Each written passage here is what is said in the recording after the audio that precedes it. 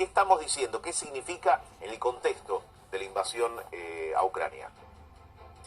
Es importante esa pregunta porque cuando hablamos de geopolítica, las personas, el público en general, quien nos está viendo en este momento, tiene que entender que hablar de geopolítica no es digamos, una discusión de consorcio, donde las personas discuten y más o menos se ponen de acuerdo o no sobre algunas cosas. No estoy menospreciando ese tipo de discusión. Cuando hablamos de geopolítica estamos hablando de intereses estratégicos de países. En este caso estamos hablando de potencias y de potencias nucleares.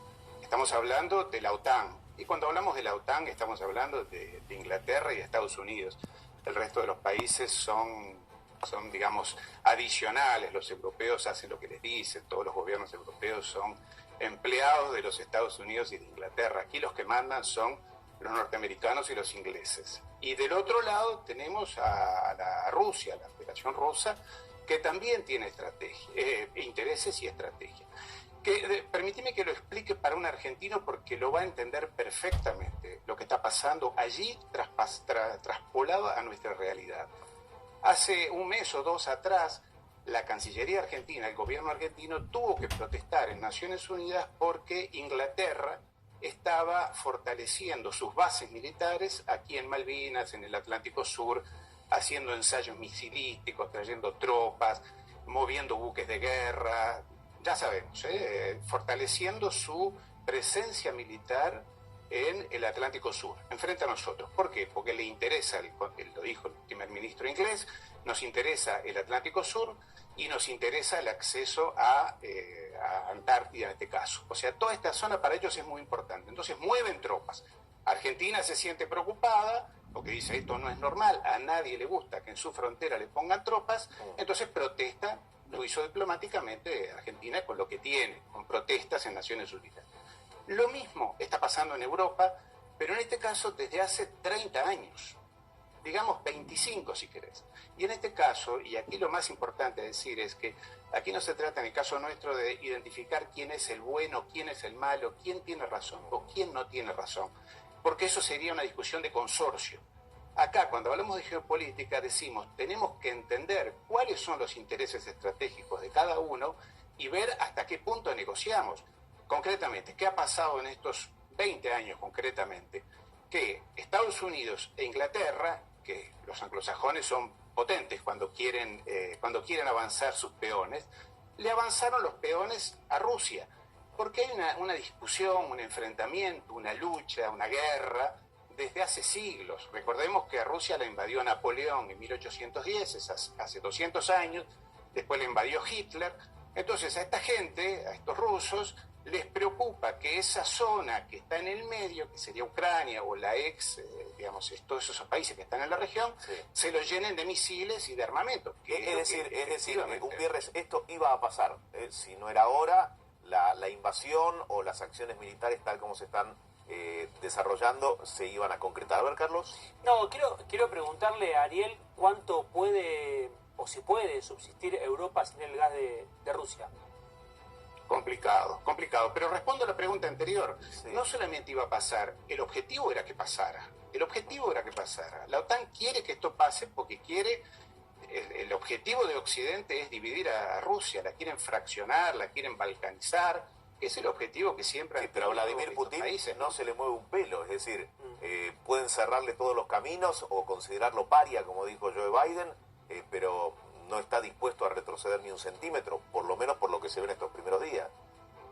Y por eso le va bien en su país, porque es un nacionalista, es un patriota, es un soberanista y defiende sus fronteras. A los rusos lo que más les interesa es su seguridad. Como digo, los invadieron y en la Segunda Guerra Mundial, durante la invasión nazi, perdieron 20 millones de personas.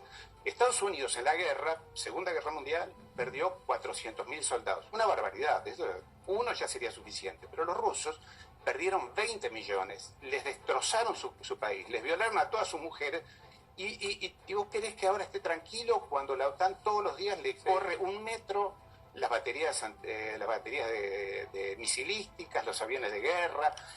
En esto yo creo, y esto quizás los decepcione a ustedes con lo que estoy diciendo, pero realmente como historiador te tengo que decir, tenía que pasar esto que pasó. Sí, pero Ariel, Ariel, perdón que te interrumpa, porque no quiero alejarme de la pregunta que te hice, porque todos hablamos de Rusia como una potencia nuclear, una potencia mundial, lo sabemos, en todos los aspectos, pero también es una potencia, yo te decía lo del gas, que tiene este convenio con Argelia, que le proveen el gas a toda Europa y alrededores. Digo, si mañana, porque acá se habla de sanciones de Europa y de Estados Unidos para con Rusia, pero si mañana Rusia, yo entiendo que es un ingreso económico millonario, pero también si Rusia quiere mañana, corta el gas, ¿y qué pasa con Europa, por ejemplo?